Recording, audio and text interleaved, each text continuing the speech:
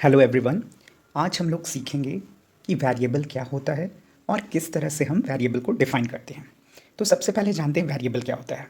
Variable is the named memory block, यानी कि computer में जो मेमोरी ब्लॉक है बाय डिफ़ॉल्ट बाइनरी नंबर्स में उसका एड्रेस होता है, लेकिन अगर हम कुछ नाम उसको दे दें तो वही हमारा वेरिएबल कहलाता है।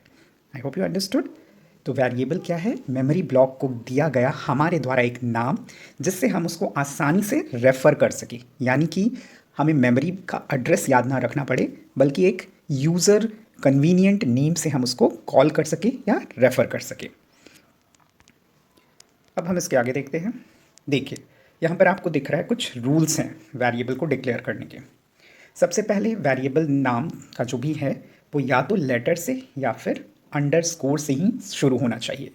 लेटर यानी कि अल्फ़ाबेट और अंडरस्कोर के अलावा कुछ भी आपको स्टार्टिंग में अगर दिखता है तो वो वेरिएबल नेम का रूल नहीं है, means that is violation of variable naming in Python. Variable name cannot start with number, number से भी नहीं स्टार्ट हो सकता वो, और कोई दूसरी चीज़ से भी स्टार्ट नहीं हो सकता। Variable name can only contain alpha numeric characters, मतलब alphabet A to Z, numbers 0 to 9, और स्पेशल सिंबल में सिर्फ और सिर्फ underscore. Variable names are case sensitive, जैसे यहाँ पर एग्जांपल दिया हुआ है, स्मॉल में एज, कैपिटल में एज, ये सभी अलग हैं, सबको एक ही वो ट्रीट नहीं करेगा, यानी वो स्मॉल लेटर और कैपिटल लेटर को अलग अलग ट्रीट करता है। एक और रूल है कि हम कीवर्ड्स, कीवर्ड्स क्या होते हैं? रिजर्व वर्ड्स, उनको as a variable name use नहीं कर सकते हैं। ठीक है, ये देखिए, ये लिस्ट ऑफ कीवर्ड्स हैं जो पाइथन में हैं। आप देखेंगे कीवर्ड्स में जो ये 3 कीवर्ड्स हैं, इनका फर्स्ट लेटर कैपिटल है, बाकी सभी स्मॉल लेटर्स में हैं, तो ये आपको ध्यान में रखना है। क्यों ध्यान में रखना है, मैं आपको आगे एग्जांपल से समझाऊंगा। तो ये कीवर्ड का लिस्ट है, आप इसको स्क्रीनशॉट भी ले सकते हैं, इसको नोट डाउन भी कर सकते हैं।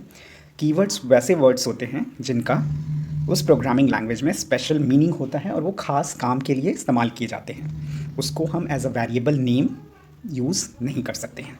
चलिए अब हम कुछ एग्जांपल्स देखते हैं जहाँ पर आपको वैलिड और इनवैलिड वेरिएबल्स का लिस्ट समझ में आएगा। ये सभी एग्जांपल्स जो आपके सामने दिख रहे हैं ये सभी वैलिड है। क्यों वैलिड है? क्योंकि ये अल्फ़ाबेट से शुरू हो रहा है, बिल्कुल सही है। ये अंडरस्कोर से सही हो रहा है, शुरू हो रहा है, बिल्कुल सही है। ये भी अंडरस्कोर से शुरू हो रहा है और उसके बाद नंबर है, नंबर यूज़ कर सकते हैं। यहाँ पर देखिए, ये और ये तीनों आपके इनवैलिड हैं।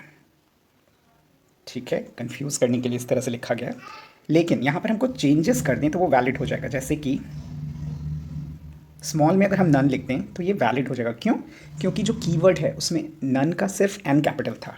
ट्रू को अगर हम स्मॉल में TRUE लिखते तो वो वैलिड हो जाएगा, क्योंकि ट्रू का T कैपिटल है। मैंने आपको पहले ही बताया कि पाइथन केस सेंसिटिव है, स्मॉल लेटर और कैपिटल लेटर को वो अलग अलग ट्रीट करता है।